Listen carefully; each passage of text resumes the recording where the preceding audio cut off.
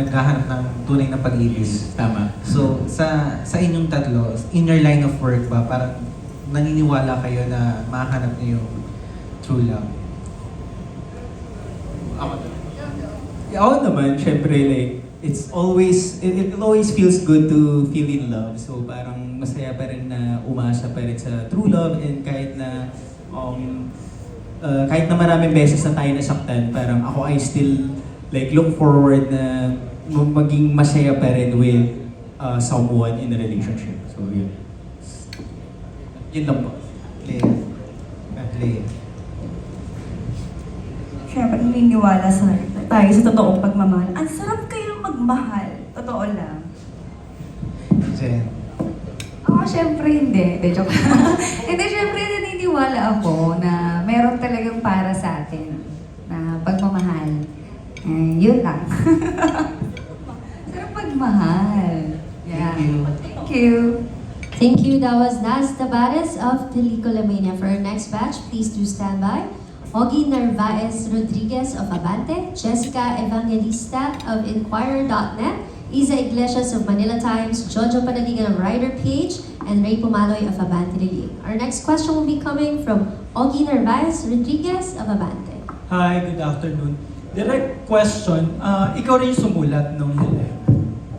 Hindi po. Si Eric Castro po ang sumulat niya. So sabi nyo kanina, di ba parang pinasok niyo siya sa BMX Festival? Opo, pinasok Hindi po siya siya- pinalad. Hindi po siya pinalad. So anong mga revisions ang ginawa mo?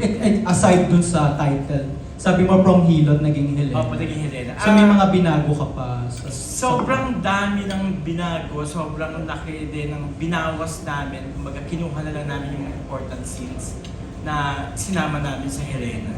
Mas pinaganda yung Mas- script. For sure. Mas pinaganda pa ng shorten. Kasi pag pelikula, pag festival, medyo 1 hour and 30 minutes. Ito mas Mas pinashort, mas pinashort mas na. maiksi. Pinaikli ko ng bonggang-bongga. Sa cast, tapos sa'yo na rin direct, di ba yung trailer na napanood namin sa about parang faith healing, Opo. di ba? Yes po. Manggagamot albularyo. Naranasan nyo na ba magpagamot sa isang albularyo or manghihilot? Or naka-experience na rin ba kayo ng barang kulang or something? Ako po nung bata ako na naka-experience na ako sa probinsya, nakakita na ako kung paano manggamot ang mga manghihilot, mga ganun. Kasi nung kapitbahay namin, parang yung kulang-kulang, so bata ako na-experience ko siya sa probinsya. So nakita ko siya. Si Jen naka-experience ka na? Ako hindi pa naman po, pero naniniwala ako na may mga ganyan talaga sa province. Kasi hindi nila abot yung mga doktor. So may mga albularyo, may mga healer po talaga. So ayun, pero hindi pa po ako nakakaranas on my own. Thank you. Ako naniniwala ako, pero hindi pa ako nakakaranas. Pero, parehas rin naman yung usog, di ba? Naniniwala ako sa usog po. Yun lang po. Ako din, naniniwala din. And I experienced it firsthand when I was younger sa province. Parang ako, nahilot ako kasi may sakit ako noon. Tapos na-curious ako bakit hilot. Tapos after ako ihilot, gumaling ako. Tapos my sister, parang malubha yung sakit niya. I'm not sure if albularyo yun or parang doctor lang talaga. Pero like, they were using a basin, there was water, they were using candles. Tapos parang yung wax ng candles, something like that. I can't really recall. Parang Yung tawas pa yun. So parang something like that. So I feel like I've experienced it when I was younger. Okay, thank you. Thank you. Thank you. That was Ogie Narvaez Rodriguez of Abante. Up next, we have Jessica Evangelista of Inquirer.net. Hello po, para po sa two girls. Kanina po nabanggit niyo, Miss Jen, na hindi po kayo nag-plaster. Before po kasi parang may issue po kay Angelica na parang sinabi niya po na minsan na-feel niya po na take advantage daw po siya kapag sa mga intimate scenes. So, as women po, paano niyo po make sure na safe kayo sa mga ganong instances? Dahil nga yung mga katrabaho ko ay professionals naman, professional actors, and may guidance naman ng direct, and nandun naman yung ibang mga kasama namin sa prod. So, alam naman namin na safe kami. And ako yung nagdesisyon para mas mapaganda at mapadali yung movie. So, feeling ko naman wala naman ganong sitwasyon dahil okay ang lahat. So, napagkasunduan and ako yung nagdesisyon na ganon. And sa scene lang na yun ako nang hindi nag-plaster. Hindi naman yung, pati yung sex scene, hindi ako nag-plaster. So, yun lang talaga na scene na yun kasi para sa ikakaganda. Yan, thank you. Ko sa lahat ng naka-love scene ko, wala pa naman po akong nakakaranas na na-take advantage ako. Lahat sila professional. Yun lang po.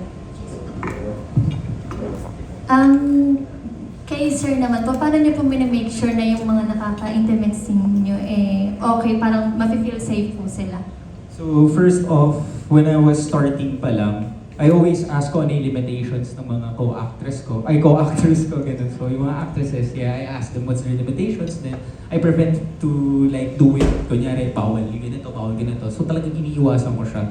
So ngayon, ang ginagawa ko na lang is, kung ano na lang ini-instruct ni Direk. Kasi si Direk and yung mga artista rin, nakausap niya rin naman. So I feel like whatever he's gonna ask us to do, yung pwede lang sa mga artista. So he's not gonna ask something to do na uncomfortable yung mga artista. So sa kanya na lang ako nakikinig. Kung ano yung paggawa ni Direk, yun na lang ginagawa ko. Para hindi rin ako lumagpas sa limitations na pwede kong gawin or baka may makabastos na or baka I don't want them to feel uncomfortable kasi. So like, kung ano lang paggawa ni Direk, yun lang po yung ginagawa ko talaga. Last na lang po sa two women po. Parang, ito pong genre, hindi po siya panglahatan. So, pero may mga girls po na minsan gusto mag-explore or mag-risk. Parang ano na lang po advice niyo po sa kanila? What do you mean, Riz? Huwag mag-plaster? Hindi po, parang gumawa ng something like this, ganitong genre or ganitong film. Ako naman kung gusto talaga nilang umacting and beyond dun sa ginagawa nila. Kasi wala rin naman masama sa ginagawa namin kasi isa naman tong art and yung mga istorya na ginagawa namin is related din naman in true life.